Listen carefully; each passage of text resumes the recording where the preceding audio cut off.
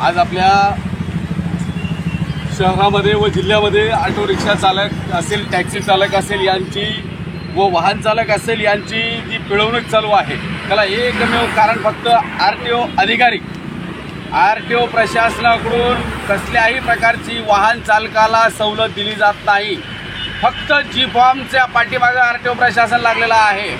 हे जी फॉर्म थांबवण्यासाठी व ऑटो रिक्षा चालक असेल, वाहन चालक असेल यांच्या कष्टाच्या पैशाची वाचवणी करण्यासाठी येणाऱ्या 25 तारखेला शिवसेना उद्धव बाळासाहेब ठाकरे महाराष्ट्र वाहतूक सेनेच्या माध्यमातून शहरातील सर्व युनियन, सर्व संघटनेचे पदाधिकारी या मोर्चामध्ये सहभागी होत आहे आणि होणार। प्रत्येक रिक्षा चालकाला विनंती आहे की आज आपल्या हक्कासाठी 25 तारखेला क्रांती चौक सोमवारी 11 वाजता सकाळी पायी मोर्चा RTO ऑफिसला धडकणार आहे आणि हा मोर्चा अनसक्सेस करण्यासाठी प्रशासन कामाला लागलेला आहे। प्रशासनाचा दबाव चालू आहे की कोणत्याही परिस्थितीमध्ये संभाजीनगर औरंगाबाद शहरामधला ऑटो रिक्षा चालक एक तास झाला नाही पाहिजे, एका ठिकाणी आला नाही पाहिजे।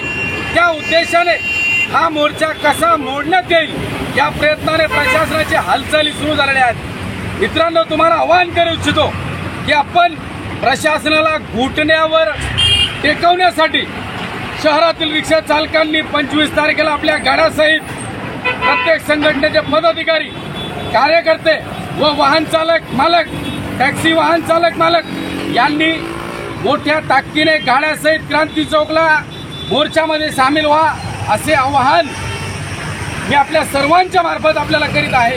जय हिंद, जय महाराष्ट्र। आपल्या सर्व रिक्षा चालकांचा एक भव्य मोर्चा ठेवलेला आहे।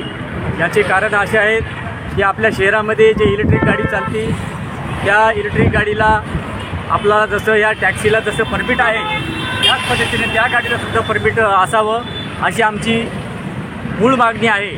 व तसंच आम्ही शहरामध्ये ज्या काही गोष्टी घडत असतात त्या काही गोष्टी अशा रिक्षा चालकामध्ये घडत असतात, पण असं काही होता कामा नये। त्यासाठी आम्ही सर्व रिक्षा चालक मालकांना आव्हान करतो की आपण येणाऱ्या 25 तारखेला क्रांती चौक येथून आपला सर्व रिक्षा चालकाचा भव्य मोर्चा निघणार आहे। तरी या मोर्चाचं रूपांतर